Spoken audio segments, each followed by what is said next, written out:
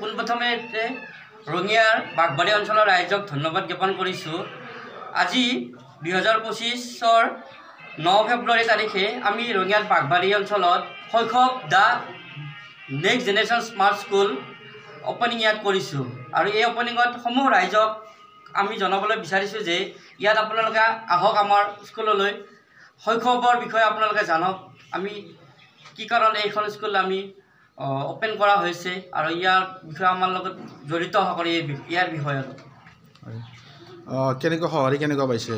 ৰাইজৰ সঁহাৰি যথেষ্টখিনি আমি ভালেই পাইছোঁ। হয়, কিমান ক্লাছৰ পৰা কিমান ক্লাছলৈ আছে ইয়াত?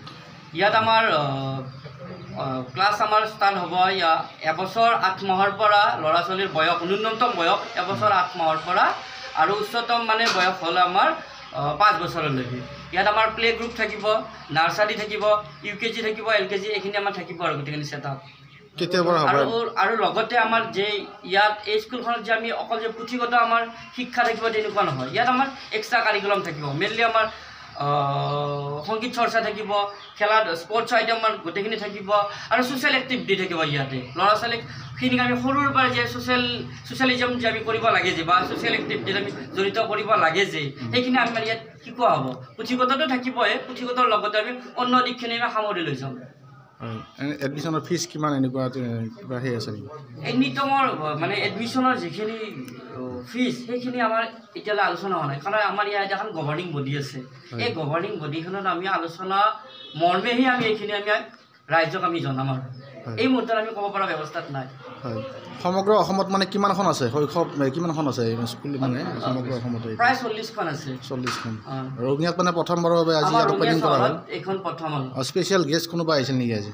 স্পেচিয়েল গেষ্ট আহিছিলে আমাৰ ইয়াতে, আমাৰ ৰঙিয়া কলেজৰ মাননীয় অধ্যাপক বড়ো ছাৰ আহিছিলে আৰু আমাৰ শৈশৱৰ যিজন আমাৰ পৰিচালক সঞ্চালিকা বাইদেউ তেখেতো আমাৰ ইয়ালৈ আহিছিলে আৰু বৃহত্তৰ অঞ্চলৰ আমাৰ ৰাইজ মানে বাগবাৰী অঞ্চলৰ বা ইয়াৰ ডিমু বা হাহান বা ৰঙিয়া টাউনৰ যিখিনি অঞ্চলৰ বিভিন্ন ব্যক্তি আমাৰ ইয়াত অনুষ্ঠান আজি উপস্থিত আছিলে।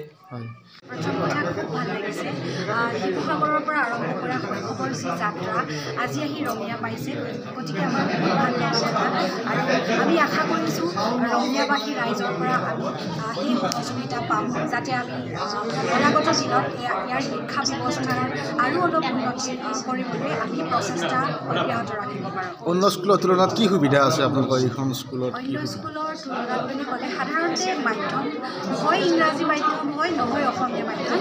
আমি কিন্তু শৈশৱ দা নেক্সট জেন স্মাৰ্ট স্কুলত প্ৰথমবাৰৰ বাবে ডুৱেল লেংগুৱেজ ছিষ্টেমটো আনিছোঁ। আমাৰ ইংৰাজীৰ লগে লগে আমাৰ অসমীয়া বা অন্যান্য যি বিভিন্ন ভাষা ভাষিক যি জনগোষ্ঠী আছে তেওঁলোকৰ ভাষাও আমি ব্যৱহাৰ কৰা হ'ব অঞ্চল বিশেষে। ধৰক য'ত অসমীয়া প্ৰচলিত তাত অসমীয়া, যদি বড়ো হয় বড়ো, মিচিং, এনেদৰে আমি বিভিন্ন ভাষা আমি ইংৰাজী ভাষাৰ সমানে গ্ৰহণ কৰিছোঁ। ৰাইজৰ কেনেকুৱা সঁহাৰি পাইছে? আমি যেতিয়া শিৱসাগৰৰ পৰা প্ৰথম আৰম্ভ কৰিছিলোঁ 2020 চনৰ প্ৰথম লকডাউনৰ সময়ত, এতিয়া আমাৰ 40খনতকৈও অধিক বিদ্যালয় আছে। আমি আশা কৰিছোঁ এই বৰ্ষতে আমি অৰ্ধশতক পাৰ কৰিবলৈ আমি সক্ষম। এতিয়ালৈ 40খন হ'ল এতিয়ালৈ সমগ্ৰ অসমতে? সমগ্ৰ অসমত। হয়, মানে কি ক্লাছটো মানে কিমানৰ পৰা কিমানলৈ আছে? বৰ্তমান আমাৰ এইটো প্ৰি স্কুল প্লে গ্ৰুপৰ পৰা আপোনাৰ UKG লৈ আছে, কিন্তু আমি ছিনিয়ৰ ছেকেণ্ডেৰী মডেলৰলৈকে আমি ৰেডি হৈছোঁ। ৰঙিয়াততো যথেষ্ট সঁহাৰি পাব বুলি আশা কৰে আৰু আপুনি? হয়, আমি ইতিমধ্যে আচলতে যথেষ্ট সঁহাৰি পাইছোঁ। হয়, পৰিকল্পনা কি, ভৱিষ্যতৰ পৰিকল্পনা কি আছে? ভৱিষ্যত পৰিকল্পনা আমি ইয়াৰ প্ৰি স্কুলতে আমি সীমাবদ্ধ থাকিব বিচৰা নাই। আমি প্ৰাইমেৰী মডেল বা একেবাৰে আমি ছিনিয়ৰ ছেকেণ্ডেৰী লেভেললৈকে ইতিমধ্যে আমাৰ আৰম্ভ হৈছে বা আমাৰ টক শ্ব'টো আহিছে, আমাৰ মডেলৰ বিষয়ে মানুহে জানিছে।